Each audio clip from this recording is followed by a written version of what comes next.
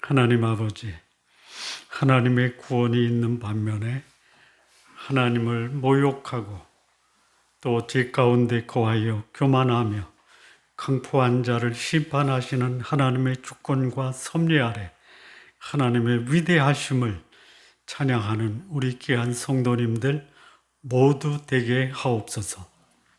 예수님의 이름으로 기도합니다. 아멘. 우리는 지난 시간에 하나님의 구원의 역사를 찬양하는 말씀을 함께 나누었습니다.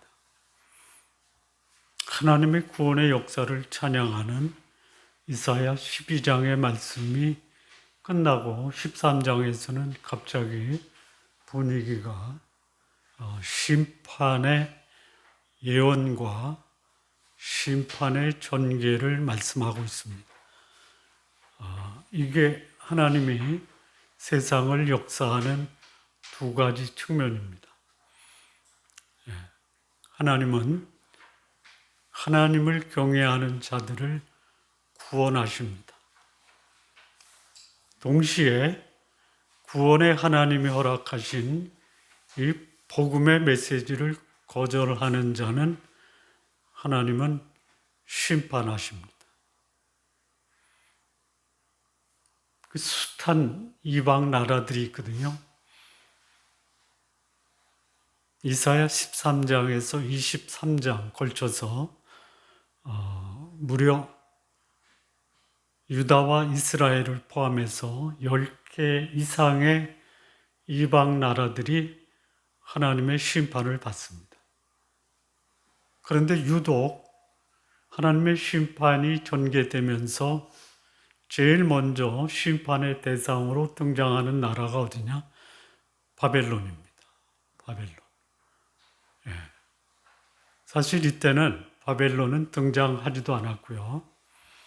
바벨론이 등장하려면 얼마가 더 있어야 되냐면 적어도 150년이 더 있어야 됩니다. 이때는 BC 8세기예요.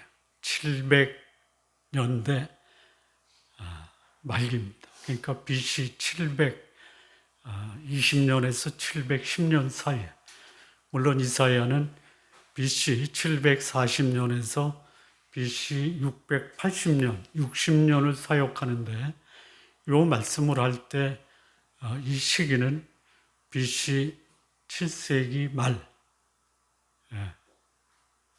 6세기 후반, 초반이죠. 그리고 바벨론이 등장한 시기는 언제냐? BC 626년입니다. 그러니까 거의 100년에서 150년 이후의 역사가 여기 이사야의 예언의 말씀을 통해서 하나님이 기록을 해 주셨습니다. 숱한 나라가 있는데 왜 굳이 바벨론일까요? 당시에 세계를 제패했던 아수르가 아니고 바벨론, 100년 이후에 등장할 바벨론이 여기에 제일 먼저 하나님의 심판의 대상으로 말씀을 하고 있을까요? 이렇게 질문하니까 그러네. 왜 그러지? 갑자기 궁금해지죠.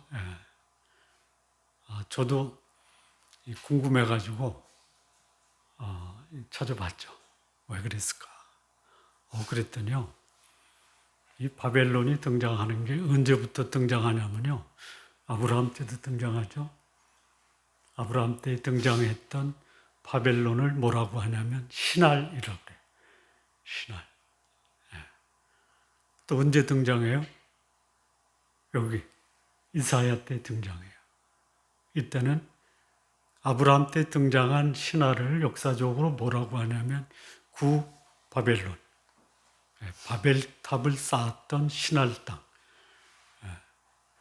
그리고 다니엘이 포로로 잡혀갔던 그 시대의 바벨론이 신바벨론. BC 626년에 나라가 설립이 되고 BC 539년, 그러니까 이 신바벨론의 존속 기간이 87년입니다. 그리고 또 언제 이 바벨론이 등장하냐면요.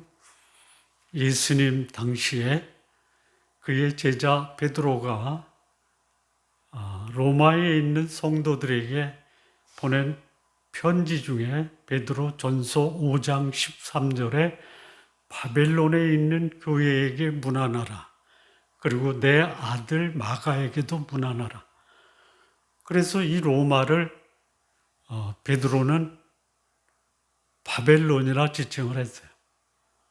마지막에 등장하는 바벨론이 있는데 계시록 14장서부터 18장까지 계속해서 바벨론이 등장합니다. 그래서 이 바벨론의 또 다른 이름을 뭐라고 하냐면 음녀라고 합니다. 그럼 이 바벨론이 뭐냐? 역사적 제국의 이름으로 바벨론이 있지만 상징적인 의미에서 이 바벨론은 하나님의 사람과 하나님을 대적하는 정치, 경제, 종교, 사회적 불신앙의 세력을 바벨론이라고 하는 거예요. 그러면 이 시대는 어떤 시대냐? 역시 바벨론의 시대입니다. 바벨론의 시대가 놀라운 게 아니고요. 바벨론 시대에 거기에 하나님의 교회가 있다는 게 놀라운. 바벨론의 시대에 하나님의 이름을 찬양하고 구원받은 성도들이 거룩한 삶을 살고 있고 하나님이 바벨론에 살고 있는 거룩한 백성을 구원하시고 그 구원받은 성도들이 하나님의 구원을 찬양하는 것이 놀라운 거예요. 이거는 역사가 마지막까지 지속될 동안 바벨론과 거룩한 교회는 함께 병행하는 거예요. 이 바벨론의 종말은 언제나 비참했어요.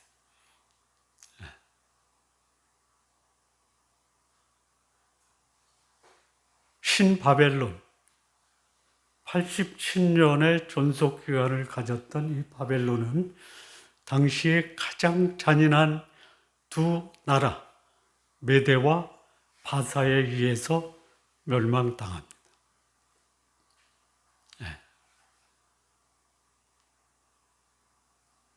세상 마지막에 등장할 이 바벨론은 자기를 세상을 통치하는 정치, 경제, 종교, 문화의 최고의 권력자로 세운 사단과 적그리스도와 거짓 선지자를 능가해서 자신이 마치 하나님인 것처럼 행세하다가 그를 세상의 통치자로 세운 사단과 적그리스도와 거짓 선지자에 의해서 소위 불에 태워져 죽게 됩니다. 이게 바벨론의 운명이에요. 자, 이걸 보면요. 여러분, 내일 여러분의 삶이 복될 것입니다. 그러면 오늘 기분이 어때요? 예? 좋죠. 우리 신앙에는 운명적으로 해피엔딩이죠. 운명적 해피엔딩이 오늘을 해피하게 살 수 있죠. 그렇습니까? 그래야죠.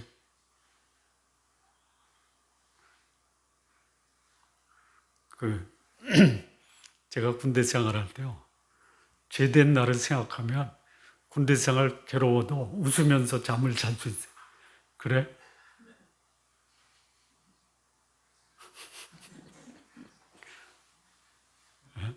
제대 날짜를 생각하면 오늘 군대 생활도 행복하죠?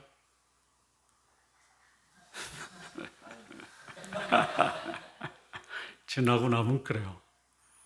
자, 그러면 내일 불행이 내 앞에 올 것이다.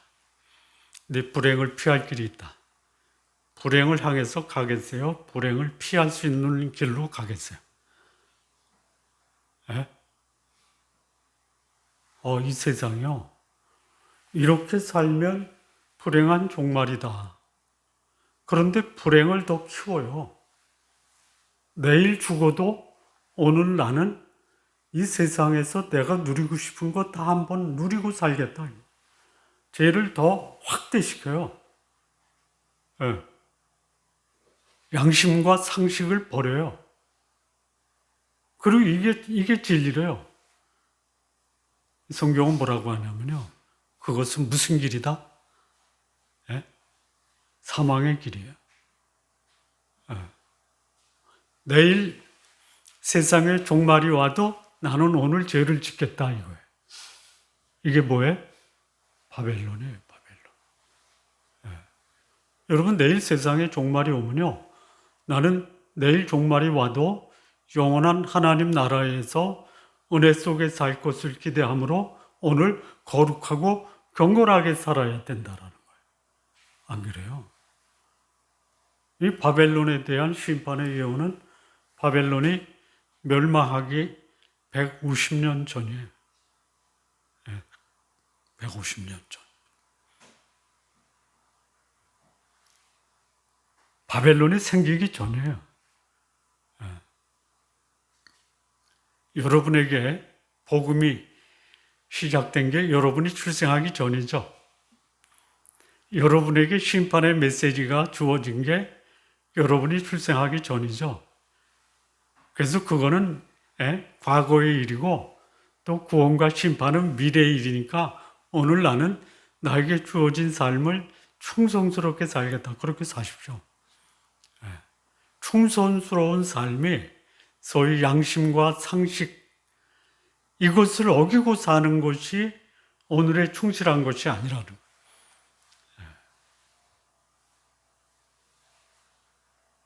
왜 바벨론이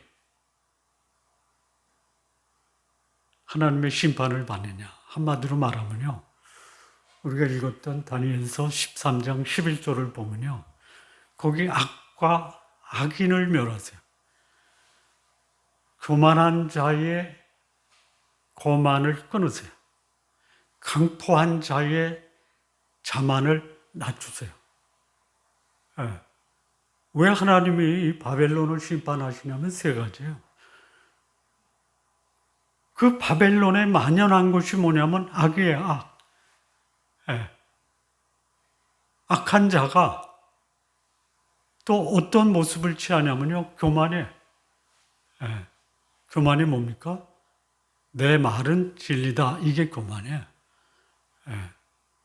또는 뭐냐면 그 속에 있는 자들이 한결같이 강포예요, 강포. 여러분 주보에 바벨론이 망한 이유가 교만과 자만 또 뭐죠? 잔인함과 폭력, 하나님의 백성의 압제를 두 단어로 바꾸면 교만과 강포예요. 교만과 강포.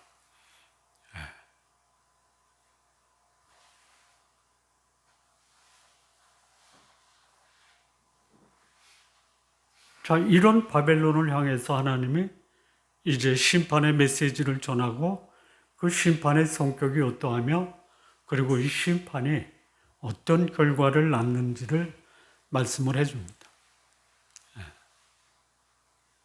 심판의 이 경고의 메시지가 뭐냐면요.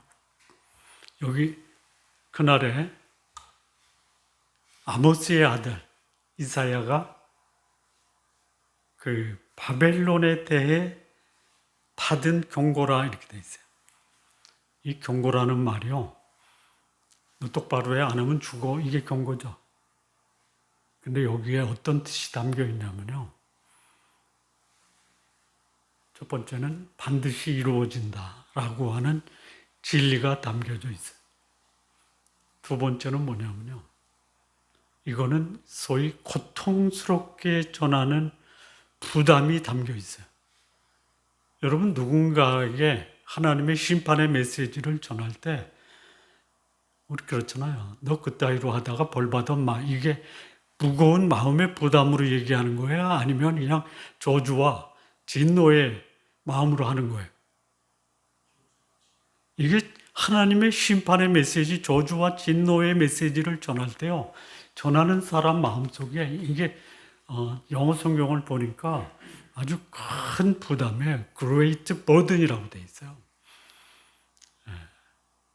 다른 사람이 잘못되는 것을 결코 그것을 소위 통쾌하거나 또 그렇게 되는 게 당연하다라고 받아들이는 것이 아니라 이 마음에 통탄하고 안타깝고 큰 부담을 갖고 전해야 된다. 여기 그날인데요. 그날이 여기 기록이 안 됐는데요. 어디 나오냐면요. 6절인가요? 여호와의 날이에요. 그런데 이 12장에서는 이 여호와의 날을 뭐라고 표현했냐면 그날에 또는 그때에 이렇게 돼 있어요. 그날은요, 하나님의 구원의 날이 되고요. 그날은 하나님의 심판의 날이에요. 우리 성도님들, 그날이 여러분에게는 하나님이 마지막으로 우리를 이 땅에서 하나님의 나라로 옮기는 구원의 날이 되기를 바랍니다. 그래서 하나님이 이사야를 통해서 큰 아픔과 부담을 갖고 경고의 메시지를 해요. 진리의 메시지를 말해요. 뭐라고 하냐면요. 민둥산, 너희는, 이 너희는이라는 이 단어가 본래 본문, 히브리 본문에는요, 너희라는 단어가 없는데 문장상으로 보니까 너희가 뭐냐, 하나님의 메시지를 들은 너희예요. 이게 이사야냐, 이사야가 될 수도 있는데요. 바벨론 시대의 이 말씀이 증거가 되면 이거는 이 메시지를 받은 누군가 이렇게 돼요. 그런데 이 말씀은 오늘 바벨론이 통치하기 이전, 멸망하기 이전 150년 전에 하나님이 이사야에게 준 거니까 이 말씀을 받을 때 너희는 이사야가 될 수도 있고 이 말씀을 받은 하나님의 사람들이 될 수 있어요. 민둥산 위에 기치를 세워라. 기치는 다른 말로 말하면 깃발이에요. 배너예요. 민둥산이 뭐냐? 이렇게 이해하시면 돼요. 스위스에 가면 알프스산이 보이죠? 도쿄에 가면 후지산이 보이죠? 제주도에 가면 한라산이 보이죠? 그 꼭대기에 깃발을 세우라 이거예요. 이게 무슨 소리예요? 누구나 볼 수 있게 깃발을 세워라. 무슨 깃발이요? 심판의 깃발을 세우라. 그래서 소리 높여 그 깃발을 세우고 소리 높여 부르라. 누구를요? 그들을. 여기 너희, 그들 이 대명사로 쓰여 있는데 이 그들은 누구냐? 여기 이제 그 다음 절 3절 보면요. 거룩하게 구별한 자, 나의 위엄을 기뻐하는 용사들을 부르라. 이게 그들이에요. 그리고 손을 흔들어 그들을 존귀한 자의 문에 들어가게 하라. 이 존귀한 자의 문이라는 것이 존귀한 자가 누구냐면요. 멸망당할 바벨론의 고관 귀족들의 집이에요. 거기에 누가 들어가느냐면요. 거룩하게 구별된 자들 또 하나님의 위엄을 기뻐하는 용사들이 들어가도록 하라 이거예요. 그렇게 외치는 거예요. 소리 높여 외쳐요. 그러면 여기서 이 거룩하게 구별된 자들 또 하나님의 위엄을 기뻐하는 용사들이 누구냐? 누구예요? 놀라운데요. 너무 놀라운데요. 8절을 한번 보실까요? 8절.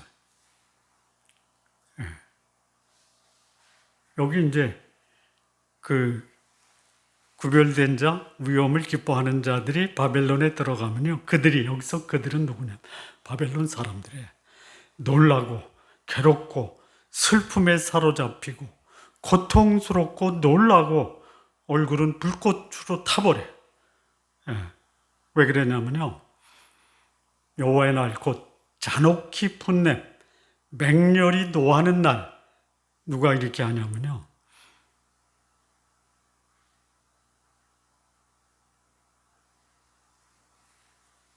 16절 한번 보시죠.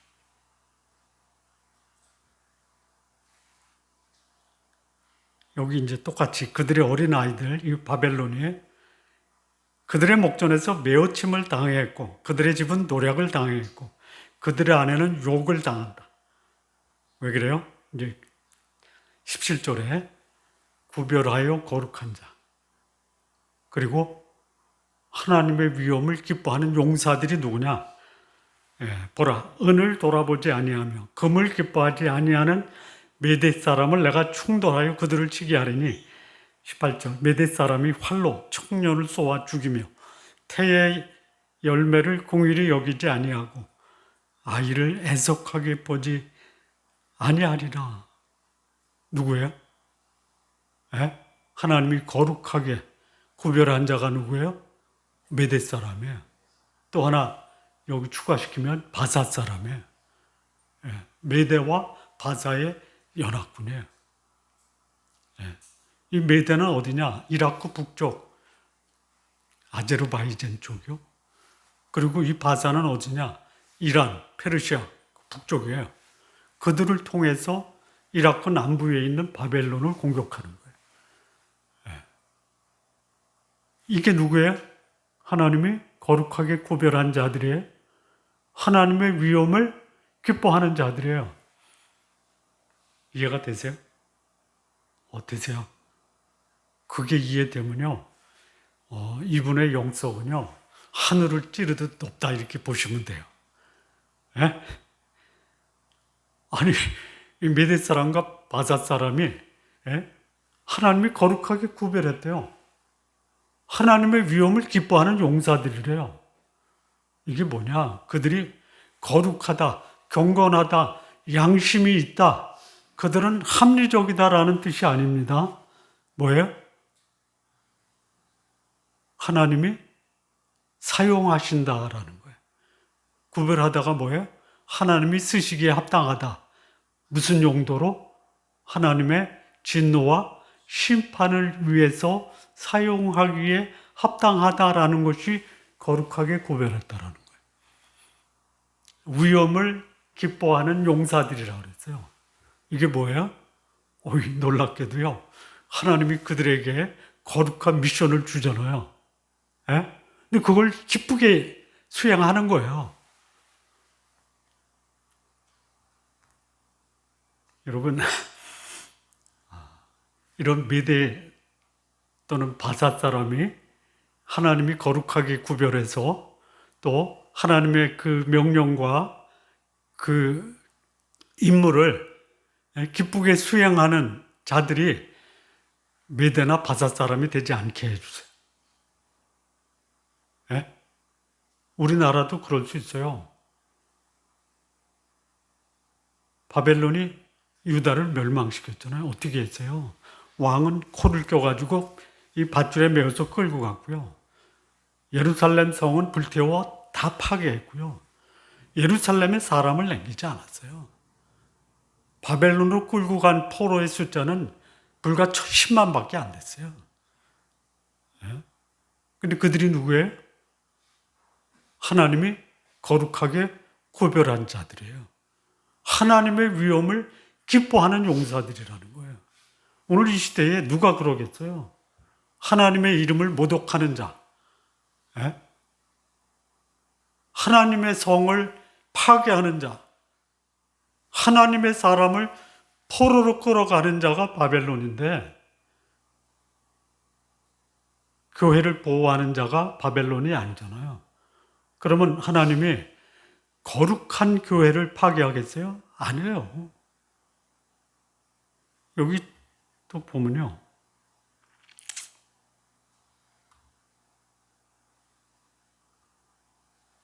어디죠?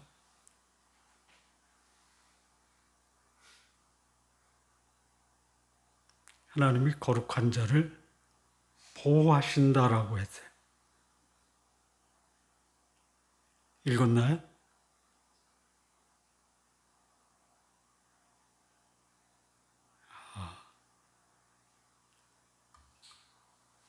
제가 다른 데서 봤나?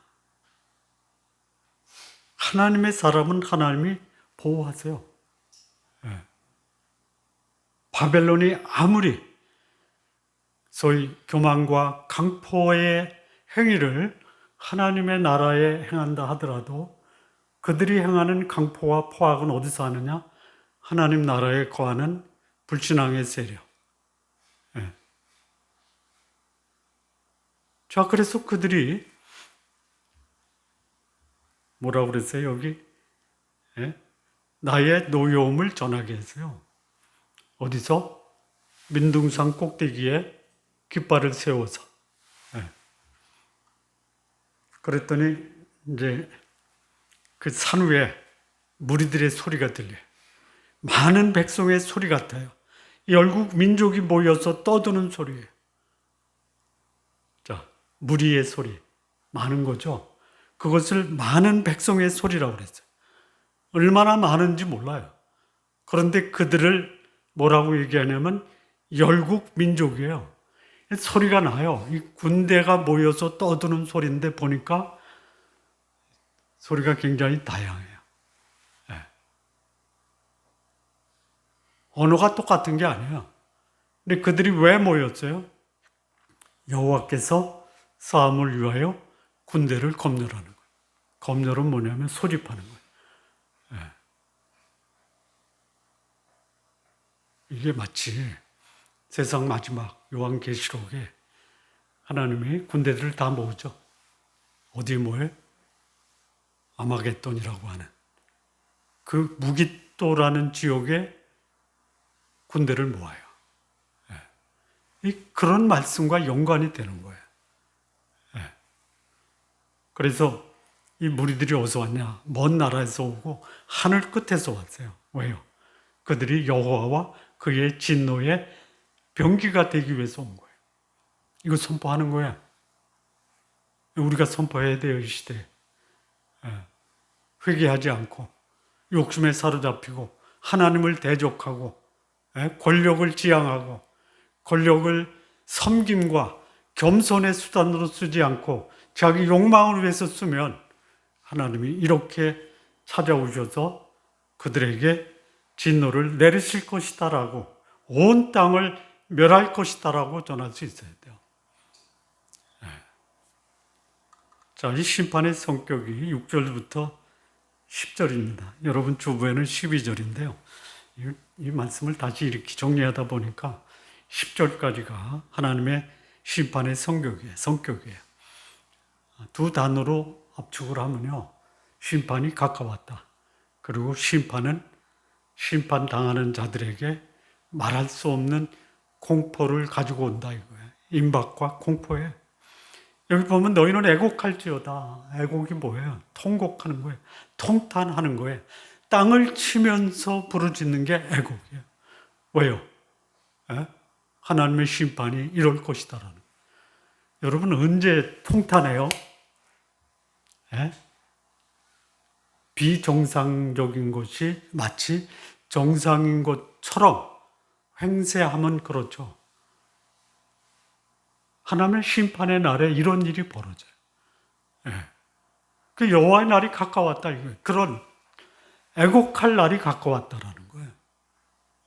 아주 가까웠어요. 누구의 관점에서? 하나님의 관점에서. 그러면 예를 들어서 150년 동안 하나님이 이 심판을 전개하지 않은 것은 어떤 이유예요? 기회를 주는 거예요. 회개의 기회를 주는 거예요. 예수님이 하늘을 가신 그대로 다시 오신다라고 말씀하신 이 약속의 말씀이 벌써 2000년이 지난 2000년이라는 기간은 뭐예요? 하나님의 인내의 기간이에요. 무엇을 위한? 이 땅에 남아있는 이 인간들을 위한 회개의 기회를 주시는 하나님의 인내의 기간이죠. 가까웠어요. 전능자에게서 멸망이 임할 것이다라고 말씀합니다. 그런데 이 날이 오면은요, 어떻게 되냐면요. 모든 손의 힘이 풀려요. 이게 뭐야? 언제 손이 풀려요? 드라마를 보면 어떤 소식을 들고 있던 그 먼저 쟁반을 떨어뜨리죠. 들고 있을 때는 힘이 있었는데 그 소식을 듣자마자 손에 뭐가 풀린 거예요? 힘이 풀려버려요. 뭐가? 하나님의 심판의 메시지. 손에 힘만 풀리는 게 아니에요. 각 사람의 마음도 녹아요. 여러분, 사람은 뭘 먹고 살아요? 있잖아. 군인들은 뭘 먹고 살아요? 뭐? 사기 먹고 산다고 그랬잖아. 사기. 군대 수가 많아도 사기가 떨어지면 이거는 그냥 한순간에 무너지는 거죠. 군대가 작아요. 사기를 충천하면 승리하는 거예요. 역사 속에 그런 일이 많잖아요. 신에게 있는 것은 몇 대라고? 열 몇 대? 12대. 저쪽에 있는 그 함선은 몇 대예요? 300대? 무엇이 이긴 거예요? 사기 아니에요, 사기. 그런데 이때 하나님의 심판이 전개되면요, 녹아버리고 빠져버려요. 이게 심판의 성격이에요. 뿐만 아니에요. 그들이 여기 바벨론이에요. 놀래요. 괴로워요. 슬픔에 사로잡혀서 해산이 임박한 여자같이 고통해요. 서로 보고 놀라며 얼굴은 그냥 이 잿빛을 넘어서 이 얼굴이 다 타버려요. 고통 중에 제일 큰 고통이 뭐예요? 산통이래요. 그렇습니까?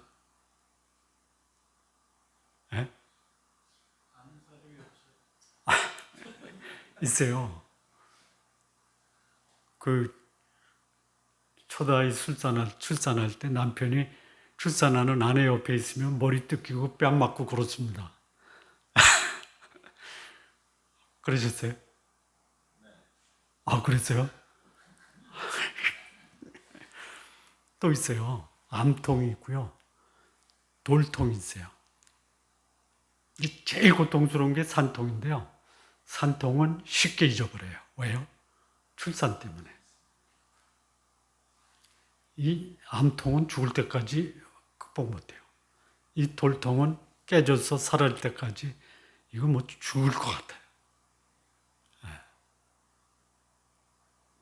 하나님의 심판은 이런 고통이 있다라는 공포심이 있어요. 근데 그 심판의 성격이 여호와의 날인데 하나님의 잔혹한 분내와 맹렬한 진노라는 거예요. 그게 벌어지면 땅은 황폐하고 죄인들은 멸망하는 거예요. 하늘의 별 무리가 그 빛을 상실해요. 해가 돋아도 어둡고 달이 그 빛을 비추지 아니하고. 이게 하나님의 심판의 성격. 어떤 일이냐? 이건 전우주적이라는 거예요. 이 바벨론 당시에 세계 제국은 다 바벨론 통치 아래 있었다라고 보는 거예요. 역사의 마지막에 바벨론은요, 전 세계를 다스리는 정치적, 경제적, 종교적 영향을 행사해요. 하나님의 심판의 범위도 우주적이에요.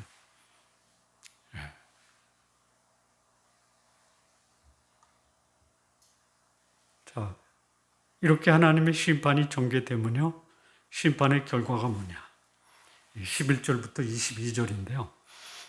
악과 악인의 죄는 벌합니다. 교만한 자의 오만은 끊어지고요. 강포한 자의 거만은 낮아지는 거예요. 뭐예요? 그들이 뿌린 것을 그대로 거둔다라는. 이게 하나님의 진리의 심판이에요. 하나님의 심판은 진리대로 되는 거예요. 하나님의 심판은 은밀한 것까지 다 하시는 거예요. 뿐만 아니에요. 여기 보면은요, 이 심판의 결과가 사람 있잖아요, 사람. 사람을 순금보다 희소하게 하고 인생을 오빌의 금보다 희귀하게 하는 사람을 찾아볼 수가 없어요. 왜요? 하나님의 심판으로 다 죽임을 당하는 거예요. 그 여기 회수한 사람, 또 여기 회개한 사람이 누구예요? 남은 자죠, 남은 자. 남은 자가 있어요.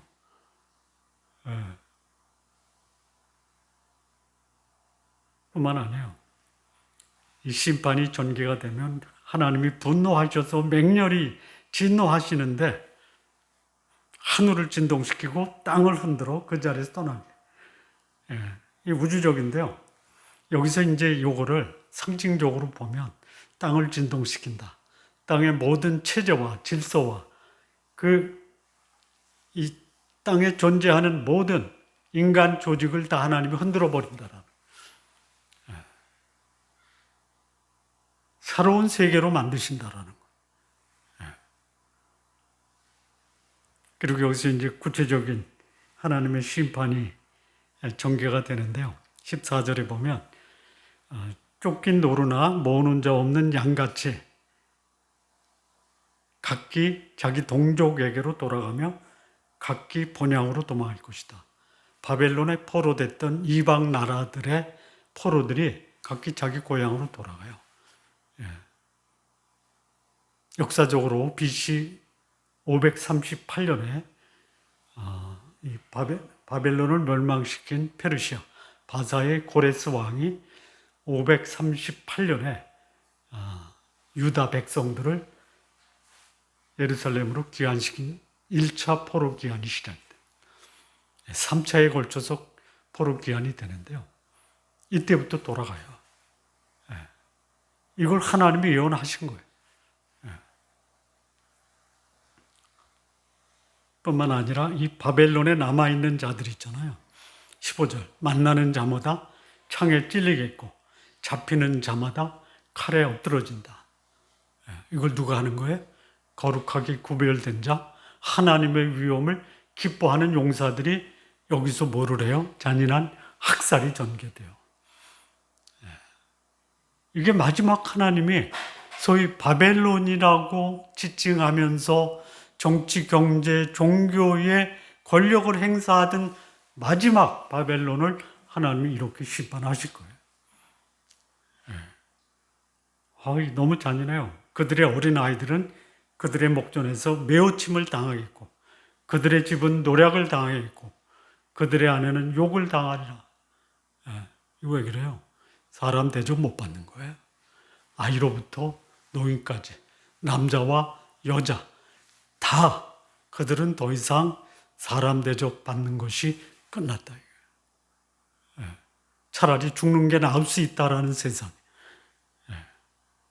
근데 이렇게 하나님이 사용하는 거룩하게 구별된 자가 누구냐? 18절에 17절 은을 돌아보지 아니하고 금을 기뻐하지 아니하는 메대 사람들. 내가 그 사람들을 충돌해서 그들을 치게 한다. 바벨론이에요. 18절에 보면 메대 사람이 활로 청년을 쏘아 죽이며 태의 열매를 궁일이 여기지 아니하며 아이를 애석하게 보지 아니하리라. 자, 이게 뭐냐? 여러분, 전쟁의 침략자가 하는 행동의 전형적인 형태가 뭐예요? 노력하는 거죠. 그렇죠. 근데 여기 그야말로 메대 사람들이 충돌해서 바벨론을 치는데 은이나 금은 돌아보지도 않고 그거 기뻐하지도 않는 게 무슨 말이에요? 이 노략자, 침략자가 이게 좀 이상하지 않아요? 그러니까 메대 사람들은요, 그들이 하나님의 기뻐하는 용사, 하나님이 거룩하게 구별된다라는 것을 본인들이 알까요, 모를까요? 몰라요. 근데 놀랍게 그들은 하나님이 준 임무를 수행하고 있어요. 은과 금 관심이 없어요. 바벨론을 멸망시키는 데 집중하는 거예요. 여러분 이렇게 생각하세요. 집에 강도가 들었는데 재산은 손을 안 대. 근데 사람들이 다쳤어. 그럼 이건 누구 뜻이다? 하나님의 뜻이에요. 자, 그래서 이제 그 결과를 보면요. 열국의 영광이요. 갈대아 사람의 자랑하는 놀이개가 된 바벨론. 이 놀이개라는 단어를 여기서 번역한 게요. 아주 기가 막힌 거예요. 사실 이 놀이개라는 원어의 뜻은 뭐냐면 글로리 앤드 프라이드예요. 영광과 자부심이에요. 근데 그게 뭐가 됐어요? 놀이개가 됐어요. 조롱거리가 됐어요. 비웃음의 대상이 됐어요. 뭐가요? 열국의 영광이요, 갈대의 자랑. 사실 놀이개라는 단어는 원어에 없어요. 근데 이 문구로 보니까 그들의 영광과 그들의 자부심이 뭐가 됐어요? 정복자의 비웃음거리, 조롱거리가 됐다라는 거예요. 지금 뭐 세상을 지배하는 수많은 강대국이 있잖아요. 오늘 요즘 시대에 하나님이 가장 강하게 쓰는 미국이 훗날 놀이개로 전락될 수도 있다라는 생각이 들어요. 지금 자기 권력을 사용해서 뭐 입법, 행정, 사법을 다 쥐고 흔들려고 발악하는 그가 나중에 사람들의 조롱거리와 놀이개로 전락될 수도 있다라는 걸 생각하십시오. 그래서 하나님이 그 바벨론을 어떻게 해요? 멸망당한 소돔과 고모라처럼 되게 하시는 거예요. 흔적도 없이 사라져버려요. 이게 하나님의 역사예요. 그러니까 이 바벨론을 하나님이 제일 먼저 심판의 대상으로 삼은 게 이게 역사 속에서 하나님이 세상을 심판하는 전형적인 모습이다라는 거예요. 뿐만 아니에요. 20절부터 22절까지 보면요. 거기 거주할 사람이 없어요. 나그네도 거기 없어요. 아라비아 사람 나그네예요. 목자들도 거기서 양을 치지 않아요. 오히려 거기 뭐가 있냐. 21절, 20. 들짐승들이 거기 엎으리고요. 부르짖는 짐승이 그들의 가옥에 가득해요. 그리고 왕궁에는요. 승리아이가 부르짖고요. 그 궁전에는 들깨들이 울어요. 이게 뭐예요? 이 가옥이 뭐예요? 집이잖아요. 집에 사람이 없는 게 아니에요. 그런데 사람들이 뭐해? 사람들이 뭐해? 들짐승이 돼버린 거예요. 우리 여러분 집안이 소위 동물 농장이 돼버렸다라고 보면 돼. 서로 물고 뜯는 거예요.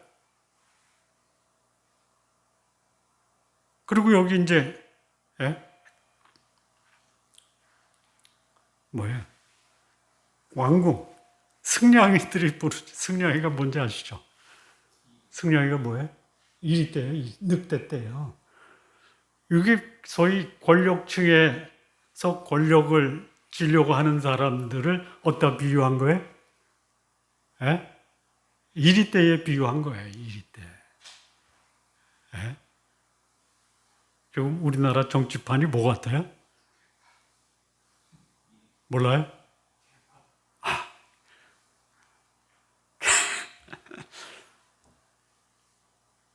어쩌면 하나님이 우리나라의 심판이 시작했을 수도 있겠다라는 생각이 들어요. 자, 그럼 어떻게 해야 돼요? 어떻게? 하나님이 이 메시지를 통해서 우리에게 주는 메시지가 뭐예요? 너희도 바벨론처럼 살다가 내 심판으로 폭망하겠냐? 도전을 하세요. 권면도 하세요. 무슨 권면이에요? 여기 바벨론의 특징이 크게 두 가지라고 그랬죠. 교만과 강포잖아요. 그렇게 살면 안 돼. 그러면 겸손하게 살아. 사람 해치지 말고 사람 섬기면서 살아. 이 바벨론의 메시지는 우리에게 이 세상이 교만과 강포로 하나님의 심판을 피할 수 없는데 거기 남아있는 자들, 너희들은 겸손하게 살아라. 혹 하나님이 재물을 주고 권력을 주면 그것을 가지고 사람을 섬기고 사람을 세우고 사람의 필요를 채우는 삶을 사는 것이 하나님의 백성이 이 마지막 때에 어떻게 살 것인가를 권면해 주시는 거예요. 우리 성도님들 겸손하시고 섬기면서 사시기를 바랍니다. 기도하시겠습니다. 하나님 아버지 감사합니다. 시대가 어둡고 권력과 재물의 탐욕으로 이 세상이 혼란스럽지만 하나님의 심판이 전개될 때 그런 자들이 추구했던 모든 것들이 하루아침에 다 사라지고 연기처럼 사라져버리는 이 시대에 우리는 하나님 말씀 앞에 겸손히 섬기는 자로 살아가기에 하옵소서. 예수님의 이름으로 기도합니다. 아멘.